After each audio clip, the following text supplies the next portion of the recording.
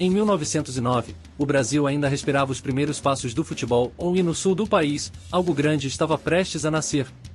No dia 4 de abril de 1909, 3 jovens irmãos, Henrique, José e Luiz Pope, fundaram o Esporte Clube Internacional em Porto Alegre, Rio Grande do Sul. Inspirados pelo ideal de inclusão, eles queriam um clube sem distinções de classe, cor ou nacionalidade, algo raro para a época. Assim, o Inter já nasceu com um espírito democrático e popular. O nome Internacional foi escolhido justamente para simbolizar essa abertura a todos, diferente de outros clubes mais elitizados daquele período. A sede inicial? A casa da família Pope, na Rua Arlindo. E o Colorado não demorou a entrar em campo. Em 18 de julho de 1909, o Inter fez seu primeiro jogo oficial. Foi um amistoso contra o Grêmio, sim, logo seu futuro maior rival, no famoso Grenal número 1. O resultado? Uma dura derrota por 10-0. Mas aquilo não abalou o sonho dos fundadores. Pelo contrário, fortaleceu a vontade de crescer. 1909 foi, portanto, o ano da fundação, do primeiro clássico e da primeira paixão colorada. Era o início de uma jornada centenária, que marcaria profundamente a história do futebol brasileiro. O Internacional surgia como um clube do povo, com raízes fortes e olhos voltados para o futuro. E tudo começou, naquele ano inesquecível, em 1909. O ano era 1910. O Esporte Clube Internacional ainda dava seus primeiros passos, mas já começava a construir sua identidade dentro e fora dos gramados. Depois de um 1909 histórico, o Inter entrou em 1910 com um único objetivo, em crescer. Na época, o futebol ainda era amador, jogado em campos de terra batida e sem arquibancadas, mas com muita paixão. Foi nesse ano que o clube passou a se organizar com mais estrutura. Surgiram os primeiros estatutos sociais, com normas mais claras sobre o funcionamento do time, a eleição de dirigentes e o ingresso de novos sócios. O Internacional já se consolidava como um clube popular e acessível, atraindo jovens estudantes, trabalhadores e filhos de imigrantes. Dentro de campo, o Colorado buscava ganhar experiência. Participou de vários amistosos em Porto Alegre e arredores, mesmo ainda sofrendo contra times mais experientes, como o Grêmio. Mas aos poucos, o time mostrava evolução tática e técnica. O Inter começava a desenvolver seu estilo de jogo, valente, vibrante e aguerrido, características que marcariam sua história. Mesmo sem títulos ainda, 1910 foi um ano de amadurecimento, de estruturação administrativa e de fortalecimento da cultura colorada. Cada treino, cada amistoso, cada reunião social era um passo a mais na construção de um gigante. O Inter de 1910 ainda era jovem, mas já carregava no peito uma paixão que crescia sem parar. O futuro estava apenas começando a ser desenhado, em vermelho e branco. 1911, o Esporte Clube Internacional seguia crescendo em Porto Alegre, passo a passo, dia após dia, já reconhecido como um clube vibrante e aberto a todos. Esse foi um ano importante para consolidar a presença do Inter no cenário esportivo gaúcho. Mesmo sem campeonatos oficiais, que ainda não existiam no estado, o clube organizava e participava de amistosos cada vez mais competitivos, encarando times locais como o Frischalf, Futebol e, claro, o Grêmio. E foi justamente contra o Grêmio que veio um momento simbólico em 1911, o primeiro gol colorado em um Grenal. Mesmo com a derrota por 4-1, o gol marcado por Júlio Kumpel ficou para a história como o início da rivalidade equilibrada. Já não era mais uma disputa desigual, o Inter começava a incomodar. Fora dos campos, o clube seguia crescendo socialmente. A popularidade aumentava, atraindo novos sócios e simpatizantes, muitos vindos da classe média e dos bairros mais humildes. O Internacional ganhava corpo como clube do povo, um símbolo de inclusão e resistência em uma cidade ainda marcada por fortes divisões sociais. Em 1911, o Inter já não era só promessa. Era um clube com alma, torcida e um futuro promissor. A paixão vermelha ganhava cada vez mais voz em Porto Alegre, e a história só estava começando. Em 1912, o Esporte Clube Internacional vivia um momento de afirmação. Já não era apenas o clube recém-fundado por jovens idealistas, agora, o Colorado se estruturava como uma das forças esportivas emergentes de Porto Alegre. A principal novidade do ano foi a mudança de sede. O clube passou a ocupar um novo espaço, com melhores condições para treinos e jogos, o que refletia o crescimento da instituição. Era um passo decisivo rumo à profissionalização, mesmo que o futebol ainda fosse amador. No campo, o Inter manteve sua rotina intensa de amistosos.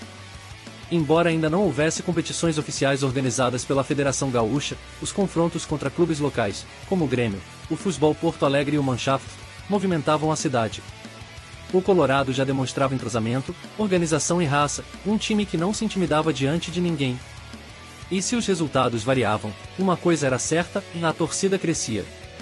O Internacional seguia conquistando corações, especialmente entre os trabalhadores, estudantes e imigrantes, reforçando seu papel como o clube mais democrático da cidade. Em 1912, o Inter dava mais um passo sólido rumo ao futuro.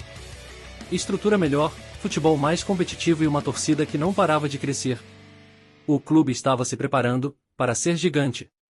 O ano de 1913 foi mais um capítulo importante na caminhada do Esporte Clube Internacional rumo à grandeza. O clube já não era mais um estreante. Com 4 anos de história, o Inter se firmava como uma das principais referências esportivas de Porto Alegre. O número de sócios aumentava, e a estrutura do clube continuava a melhorar, tanto no aspecto esportivo quanto social. O Internacional já era visto como um espaço de convivência, de integração e de paixão pelo futebol. Dentro de campo, 1913 foi marcado por amistosos competitivos e disputas intensas, especialmente nos clássicos contra o Grêmio. Os grenais se tornavam cada vez mais equilibrados, e a rivalidade ganhava força nas ruas e nos jornais da época. O Inter já não era o coadjuvante e era um rival respeitado e temido. Fora das 4 linhas, o clube deu mais um passo relevante e começou a projetar a criação de um campo próprio, um sonho antigo dos dirigentes e torcedores. Até então, os jogos eram realizados em terrenos alugados ou emprestados. A ideia era ter uma casa definitiva, que simbolizasse a força e a identidade colorada. 1913 foi o ano em que o Inter consolidou sua posição no futebol gaúcho. Com raça em campo e visão fora dele, o clube seguia sua jornada, passo a passo, rumo ao protagonismo. O vermelho começava a pintar, de vez, a alma de Porto Alegre. O ano de 1914 chegou trazendo novos ventos para o Esporte Clube Internacional.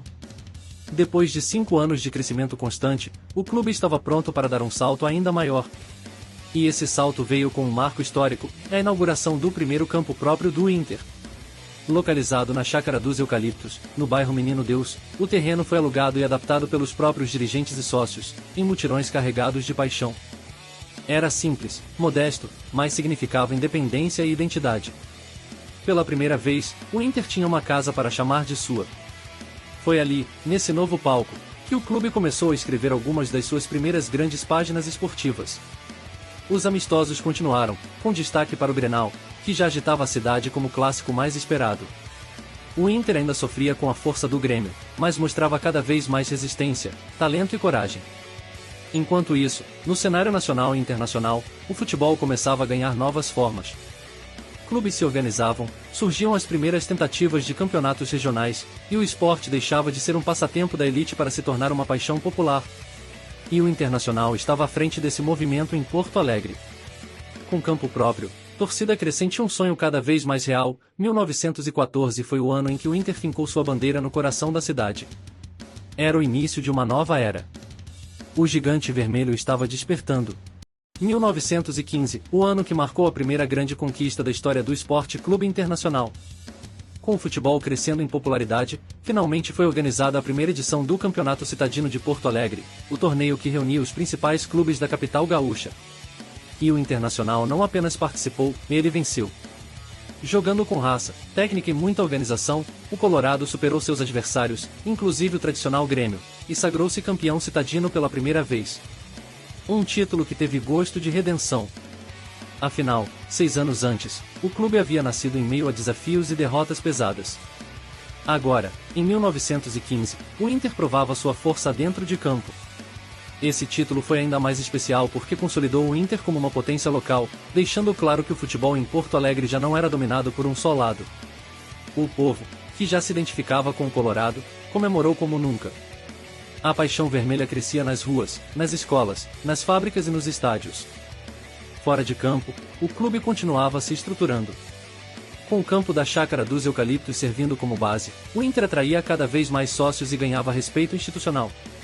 A conquista de 1915 foi mais que um troféu, foi uma afirmação de identidade. Em 1915, o Internacional deixou de ser promessa e virou realidade. Nascia o espírito vencedor colorado. A torcida já sabia, e naquele clube estava destinado a ser gigante. Depois do título histórico em 1915, o ano de 1916 chegou com uma missão clara para o Esporte Clube Internacional, em mostrar que a conquista não foi obra do acaso, e o Colorado não decepcionou. Disputando novamente o Campeonato Citadino de Porto Alegre, o Inter entrou em campo com moral elevada e elenco entrosado. Com atuações sólidas, espírito coletivo e o apoio de uma torcida cada vez mais apaixonada, o clube repetiu o feito e foi bicampeão da cidade. O título de 1916 consolidou de vez o Internacional como uma potência do futebol porto-alegrense. Já não era apenas o clube que representava o povo, era, agora, também o clube que vencia, que levantava taças e enfrentava de igual para igual qualquer adversário. A rivalidade com o Grêmio se intensificava a cada rodada. Os Grenais deixavam de ser apenas jogos e se tornavam verdadeiros eventos da cidade, com estádios lotados, provocações e disputas acirradas dentro de campo. O Inter já não era mais o caçula do clássico, era adversário à altura e em busca da hegemonia. Fora dos gramados, a estrutura seguia se profissionalizando. A Chácara dos Eucaliptos era palco de treinos e confraternizações, e os dirigentes colorados trabalhavam para fortalecer as categorias de base, a organização interna e a captação de novos sócios. 1916 foi o ano em que o Internacional deixou claro: o topo não era um acaso, era um destino. A camisa vermelha começava a pesar, e a história vitoriosa do clube ganhava um novo capítulo, com brilho, raça e coração. 1917, o Internacional entrava no novo ano carregando 2 conquistas consecutivas e uma missão clara: e manter a supremacia no futebol de Porto Alegre. E conseguiu. O Colorado foi tricampeão do Campeonato Citadino, confirmando de vez o início de uma era vitoriosa. Já não havia dúvidas, o Inter era uma potência consolidada. O clube que nasceu com o espírito democrático agora era também o time a ser batido. A campanha no torneio foi marcada por um futebol eficiente e competitivo, com vitórias marcantes e atuações que empolgavam a torcida. O time mostrava cada vez mais identidade, em raça, organização e paixão, marcas registradas do futebol colorado desde o início. Os Grenais de 1917 seguiram quentes, cada vez mais simbólicos. A rivalidade ganhava novos contornos, não só esportivos, mas sociais. Enquanto o Grêmio ainda era associado às elites, o Inter representava o povo, a mistura, a luta por espaço, e vencia dentro de campo. Na parte institucional, o clube vivia um momento sólido. A Chácara dos Eucaliptos seguia como casa oficial, agora recebendo um número maior de torcedores, amistosos interestaduais e eventos sociais. O Inter começava a extrapolar os limites de Porto Alegre e ser reconhecido em outras regiões do estado. 1917 confirmou que o Internacional não era apenas um clube vencedor, era o clube do povo com vocação para a história. Tricampeão, forte, organizado e cada vez mais respeitado. A jornada do gigante começava a tomar proporções ainda maiores. 1918, o Sport Clube Internacional já era tricampeão de Porto Alegre e começava o ano com o peso da responsabilidade em manter o domínio e continuar crescendo, mesmo em tempos difíceis. Isso porque 1918 foi marcado por 2 grandes desafios: dentro de campo, a concorrência crescia; fora dele, o mundo enfrentava a devastadora gripe espanhola, que também atingiu o Brasil e afetou diretamente a rotina esportiva da capital gaúcha. Muitos jogos foram adiados ou cancelados, e o futebol em Porto Alegre viveu um ano instável. Ainda assim, o Internacional não parou.